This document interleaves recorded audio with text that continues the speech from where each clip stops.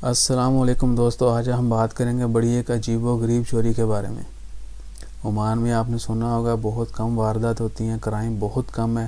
It's a safest country جو ہے، یعنی محفوظ ترین ملک ہے عمان، اسپیشلی فیملی کے لیے، اور ویسے بھی بہت محفوظ ترین ہے، پرامن ملک قرار دیا جاتا ہے عمان کو۔ بڑی دنیا دور دور سے وزٹ کرنے آتی ہے کیونکہ عمان جو ہے ٹورزم پلیس بھی ہے۔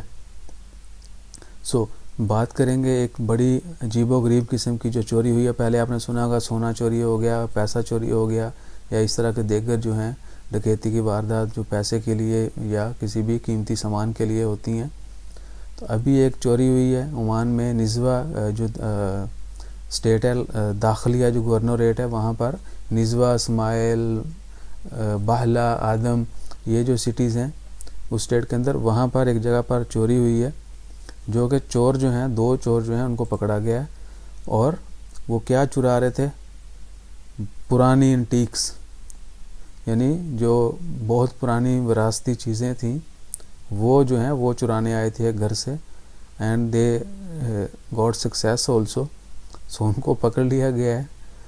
یہ میں نے جب عمان میں سنا کہ کچھ لوگوں کو پکڑا ہے کہ جو چوری کرنے گئے تھے اینٹیکس، آپ کو پتہ ہوگا جو پرانی نوادرات ہوتی ہیں وہ بہت مہنگی بکتی ہیں۔ جو ہم چیزیں دیکھتے ہیں بہت پرانے وقتوں کی عجائب گھر میں، وہ چیزیں جو ہیں وہاں پر رکھی ہوتی ہیں وہ بہت مہنگی ہوتی ہیں۔ میں بھی ان کا کچھ ایسا ہی پلان ہوگا کہ اس کے اوپر شاید چوری کے اوپر زیادہ توجہ نہیں دی جائے، وہ کہیں ان کو یعنی مہنگے داموں بیچ سکیں گے۔ I just thought to share with you, میرے ذہن میں آیا کہ یہ ایک ڈفرنٹ ٹائپ کی خبر ہے، تو یہ بھی آپ سے شیئر کی جائے انشاءاللہ۔ خیر، بہت کم واقعات ویسے میں نے سنے ہیں چوری کے، کچھ ہمارے ساتھ بھی انسیڈنٹ ہوئے تھے، کہیں مل بیٹھیں گے تو وہ آپ کو بتائیں گے۔ بڑا انٹرسٹنگ قصہ ہے وہ بھی، ایک اپنی لائف میں عمان میں ہم لوگوں نے فیس کیا تھا چوری کا واقعہ۔ کیسے ہوا، کیسے سٹارٹ ہوا، کیسے اینڈ ہوا، کیسے ان کو پکڑا گیا جو لوگ چوری کرنے آئے تھے، کون تھے وہ۔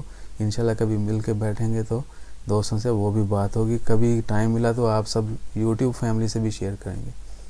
That was very interesting.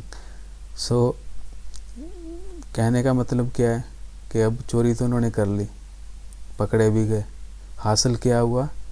کچھ بھی نہیں۔ اگر تو وہ تھوڑے غیرت مند ہوئے تو شرمندگی سے پانی ہو جائیں گے، اور دوبارہ کوئی ایسا عمل نہیں کریں گے جس سے ان کو شرمندہ ہونا پڑے یا ان کو کسی مشکل کا سامنا کرنا پڑے۔ میں اپنی ہر طرح اس طرح کی کسی بھی ویڈیو میں یہی بولتا ہوں کہ کبھی بھی کوئی ایسا کام مت کریں جس سے آپ کو شرمندگی ہو یا آپ کے اوپر کوئی مشکل آئے یا آپ کی وجہ سے کوئی دوسرا مشکل میں پھنس جائے۔